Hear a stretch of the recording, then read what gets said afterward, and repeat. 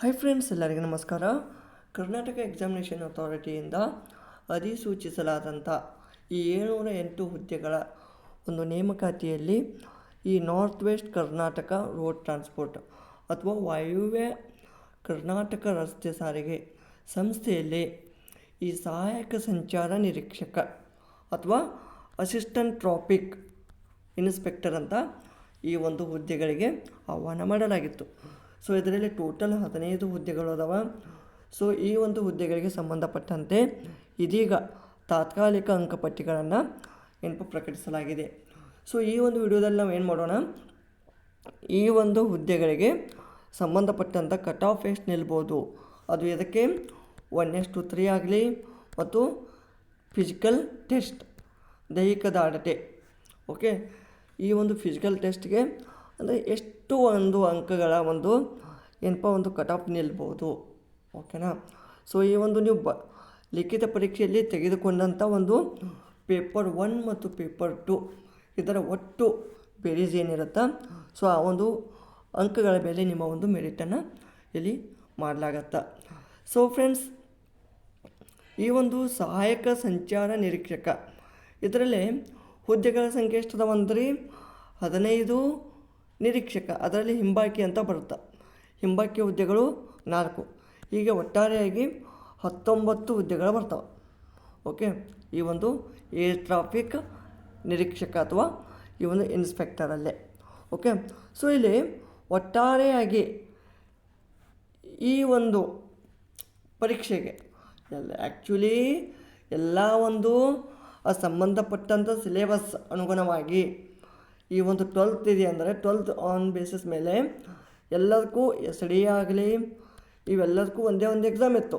Okay, so ಆ ಒಂದು exam basis ಮೇಲೆ ಓಕೆ, ಸೊ ಅದಕ್ಕೇನು ಮಾಡಿದ್ದಾರೆ, ಸೇಮ್ ಎಲ್ಲನೂ ಸೇಮ್ ಒಂದೇ ಅಪ್ಲಿಕೇಶನ್. ಓಕೆ, ಸೇಮ್ ಅಪ್ಲಿಕೇಶನ್ ಇತ್ತು. ಬಟ್ ಎಕ್ಸಾಮ್ ಕೆಲವೊಂದಿಷ್ಟು ಡಿಗ್ರಿ ಲೆವೆಲ್ ಬೇರೆ, PUC ಲೆವೆಲ್ ಬೇರೆ, ಅದಕ್ಕೊಂದೊಂದು ಸೆಪ್ರೇಟ್ ಎಕ್ಸಾಮ್ ಇತ್ತು. ಓಕೆ, ಈಗ ಮಲ್ಟಿ ಸ್ಟೂಡೆಂಟ್ಸ್, ಈಗ ಒಬ್ಬ ಸ್ಟೂಡೆಂಟ್ ಏನು ಮಾಡೋದಾನ ಬೇರೆ ಬೇರೆ ಹುದ್ದೆಗಳಿಗೆ SDA ಆಮೇಲೆ ಇದು ಏರ್ ಟ್ರಾಫಿಕ್ ಇನ್ಸ್ಪೆಕ್ಟರ್ಗೆ, ಆಮೇಲೆ ಸಹಾಯಕ ಲೆಕ್ಕಿಗ, ಅಸಿಸ್ಟೆಂಟ್ ಅಕೌಂಟೆಂಟ್, ಸೊ ಈ ಒಂದು ಹುದ್ದೆಗಳಿಗೆ ಹಿಂಗೆ ಅಪ್ಲೈ ಮಾಡಿರ್ತಾರೆ. ಸೊ ಅವರು ಯಾವುದಾದ್ರೂ ಒಂದು ಚೂಸ್ ಮಾಡ್ಕೋಬೇಕಾ, ಎಲ್ಲ ಹುದ್ದೆಗಳಿಗಂತರೂ ಹೋಗಲಿಕ್ಕಾಗಲ್ಲ. ಸೊ ಆ ಒಂದು ಬೇಸಿಸ್ ಮೇಲೆ ಇಲ್ಲಿ ನಿಮ್ಮ ಸೆಲೆಕ್ಷನ್ ಆಗುತ್ತೆ. ಬಟ್ ಇಲ್ಲಿ ಮೇನ್ ಏನಪ್ಪ ಅಂದ್ರೆ ಈ ಒಂದು ಸಹಾಯಕ ಸಂಚಾರ ನಿರೀಕ್ಷಕ ಹುದ್ದೆಗಳ ಒಂದು ನಿಮಗೆ ಕೆಲಸದ ಮೇಲೆ ತರಬೇತಿಯನ್ನು ನೀಡಲಾಗುತ್ತೆ. ಒಂದು ಸಿಂಪಲಾಗಿ ಹೇಳ್ಬೇಕಂದ್ರೆ ಮಾಸಿಕ ತರಬೇತಿ ಎಷ್ಟಿರುತ್ತೆ, 14,000 ಇರುತ್ತೆ. ಓಕೆ, ಇದು ನೀವು ಆಫ್ಟರ್ ಫೈನಲ್ ಸೆಲೆಕ್ಷನ್ ಆದಮೇಲೆ. ಬಟ್ ನಾವಿಲ್ಲಿ ಏನು ನೋಡೋಣ ಅಂದರೆ ಇದಕ್ಕೆ ಒಂದು ಕಟ್ ಆಫ್ ಎಷ್ಟು ನಿಮ್ಗೆ ಗೊತ್ತು, ಇದಕ್ಕೆ ಒಂದು ಫಿಸಿಕಲ್ ಇದೆ ಅಂತ. ಓಕೆ, ಸೊ ಇಲ್ಲಿ ಫಿಸಿಕಲಲ್ಲಿ ನಿಮ್ಗೆ ಹೈಟ್ ಎಷ್ಟಿರಬೇಕು, ವೇಟ್ ಎಷ್ಟಿರಬೇಕು, ಸೊ ಈ ಒಂದು ಎಲ್ಲ ಮಾಹಿತಿ ಕೊಟ್ಟಿದ್ದಾರೆ ನಿಮ್ಗೆ, ಅದೆಲ್ಲ ಆಯಿತು.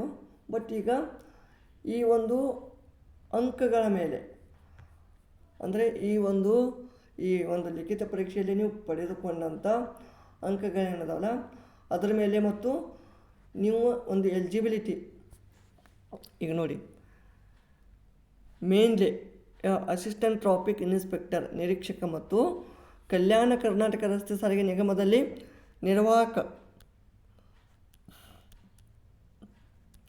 ನಿರ್ವಾಹಕ ಮತ್ತು ಸಹಾಯಕ ಲೆಕ್ಕಿಗ ಈ ಎಲ್ಲ ಒಂದು ಹುದ್ದೆಗಳಿಗೆ ಏನದವ ನೇಮಕಾತಿ ವಿಧಾನ ಹೆಂಗೈತಿ. ಸೊ ಈ ಒಂದು ಸಾಮಾನ್ಯ ಸಾಮರ್ಥ್ಯ ಪರೀಕ್ಷೆಯಲ್ಲಿ ಪಡೆದಂಥ 75% ಅಂಕ ಪ್ಲಸ್ ನಿಮ್ಮ ಒಂದು ವಿದ್ಯಾರ್ಥಿಯಲ್ಲಿ ಪಡೆದ ಒಂದು ಅಂಕ.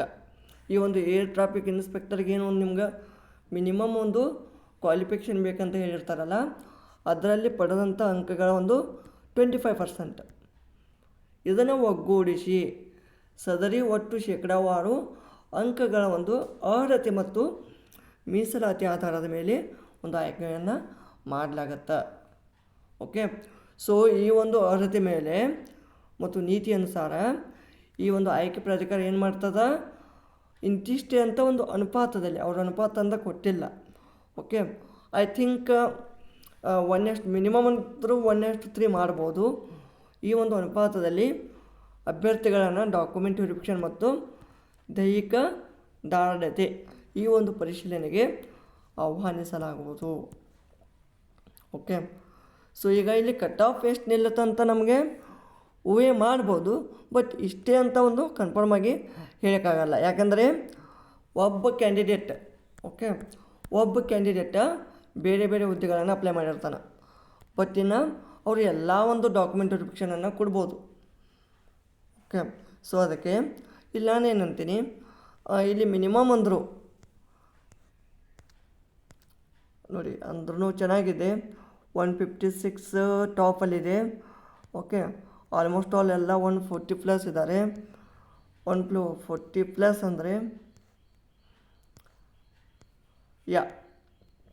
ಇಲ್ಲಿ ನಾವು ಜನರಲ್ ಅಂತ ಹೋದರೆ ಜನರಲ್ ಮಿನಿಮಮ್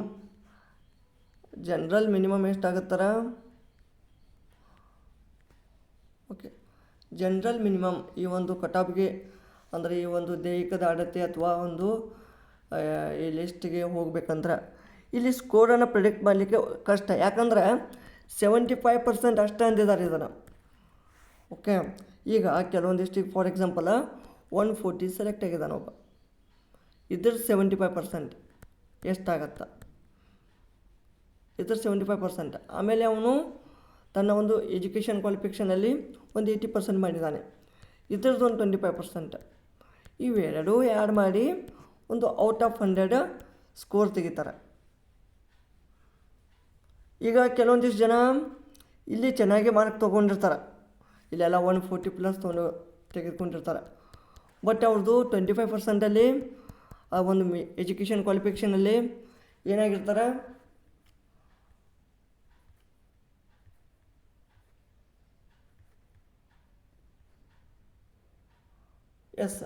ಈ ಒಂದು ಸಹಾಯಕ ಸಂಚಾರ ನಿರೀಕ್ಷಕೇನು 12th ಬೇಕು, PUC. ಈ PUCಯಲ್ಲಿ ನೀವೇನಪ್ಪ ಪ್ರಥಮ ದರ್ಜೆಯಲ್ಲಿ ಉತ್ತೀರ್ಣರಾಗಿರಬೇಕು, ಅದು ಕರೆಕ್ಟು. ಅಂದರೆ ಮಿನಿಮಮ್ 60% ಅತ್ತ. ಆದರೆ ಕೆಲವೊಂದಿಷ್ಟು ಜನ 90 ಮಾಡಿರ್ತಾರೆ. ಬಟ್ ಈ 140 ಮಾಡಿದವರು 60 ಮಾಡಿದ್ದಾರೆ ತಿಳ್ಕೊಳ್ಳಿ, ಅವ್ರಿಗಿಲ್ಲಿ ಟೋಟಲ್ ಒಂದು ಮೆರಿಟಲ್ಲಿ ಸ್ವಲ್ಪ ಹೊಡೆತ ಬೀಳುತ್ತೆ. ಆದ್ರೂ ಈ ಒಂದು 75% ಏನಿದೆಯಲ್ಲ ಇದು ಹೆಚ್ಚಿಗೆ ಮ್ಯಾಟ್ರ್ ಆಗತ್ತೆ. ಇಲ್ಲ ಅಂದರೆ ಈಗ ಇಲ್ಲಿ 135 ಇದ್ದ ಕ್ಯಾಂಡಿಡೇಟ್ಗೆ 90% ಇತ್ತು. ಸೊ ಆವಾಗ ಕೂಡ ಅವನು ಲೀಡಲ್ಲಿ ಬರ್ಬೋದು. ಓಕೆ, ಸೊ ಈಗ ನಾನೇನಂತೀನಿ, ಒಂದು ಹೇಳೋಕ್ಕೆ ಕಷ್ಟ, ಅಟ್ಲೀಸ್ಟ್ 135 ಒಂದು ಪ್ಲಸ್ ಸೇಫೆಸ್ಟ್ ಜೋನ್ ಅಂತ ನಾವು ಇಲ್ಲಿ ಹೇಳ್ಬೋದಾಗಿದೆ. ಇದಕ್ಕೆ ಇದು ಡಾಕ್ಯುಮೆಂಟ್ ವೆರಿಫಿಕೇಷನ್ ಮತ್ತು ದೈಹಿಕ ದಾರ್ಢ್ಯತೆ, ಇದಕ್ಕೆ ಅದು ಏನು 1:3 ತೆಗೆದುಕೊಂಡ್ರೆ ಓಕೆ. ಇಲ್ಲಪ್ಪ ಅವ್ರ ಅನುಪಾತವನ್ನು ಕೊಟ್ಟಿಲ್ಲ, ಮೆನ್ಷನ್ ಮಾಡಿಲ್ಲ. ಈಗ 1:5 ಅಂದರೆ ಮತ್ತು ಕ್ಯಾಂಡಿಡೇಟ್ ಹೆಚ್ಚಿಗೆ ಆಗ್ತಾರೆ. 1:5 ಅಂದ್ರೆ ಮತ್ತು ಸ್ವಲ್ಪ 130 ಬರ್ಬೋದು. Okay, plus or minus 2 to 3 mark ಆಗ್ಬೋದು. ಓಕೆ, ಸೊ ಈ ಒಂದು ಸಹಾಯಕ ಸಂಚಾರ ನಿರೀಕ್ಷಕ ಆಗಲಿ ಸಹಾಯಕ ಲೆಕ್ಕಿಗ ಆಗಲಿ ಈ ಒಂದು ಹುದ್ದೆಗಳಿಗೆ ಏನು ಮಾಡ್ತಾರೆ, ಸೊ ಈ ಒಂದು ಲಿಖಿತ ಪರೀಕ್ಷೆಯಲ್ಲಿ ಅಂಕಗಳು ಮತ್ತು ತಮ್ಮ ಒಂದು ತತ್ಸಮಾನ ವಿದ್ಯಾರ್ಥಿ ಅಥವಾ ಈ ಒಂದು 3 ವರ್ಷಗಳ ಒಂದು ಡಿಪ್ಲೊಮಾ ಆಗಲಿ ಅಥವಾ PUC ಆಗಲಿ ಈ ಒಂದು ತಮ್ಮ ಒಂದು ಅಕಾಡೆಮಿಕ್ ಒಳಗೆ ಪಡೆದ ಅಂಕಗಳ ಒಂದು ಆಧಾರದ ಮೇಲೆ ಏನು ಮಾಡ್ತಾರೆ, ಇವರೆಲ್ಲ ಸೆಲೆಕ್ಷನನ್ನು ಮಾಡ್ತಾರೆ. ಸೊ ಈ ಒಂದು ವಿಡಿಯೋ ನಿಮಗೆ ಇಷ್ಟ ಆಗಿತ್ತು ಅಂತ ಅಂದ್ಕೊತೀನಿ. ಏನಾದರೂ ಡೌಟ್ ಇದ್ದರೆ ಕಾಮೆಂಟಲ್ಲಿ ತಿಳಿಸಿ. ಓಕೆ, ಸೊ ಈ ಒಂದು ವಿಡಿಯೋ ಇಷ್ಟವಾದಲ್ಲಿ ಲೈಕ್ ಮಾಡಿ, ಕಾಮೆಂಟ್ ಮಾಡಿ, ಹಾಗೂ ತಪ್ಪದೇ ಸಬ್ಸ್ಕ್ರೈಬ್ ಮಾಡ್ಕೊಳ್ಳಿ. ಧನ್ಯವಾದಗಳು.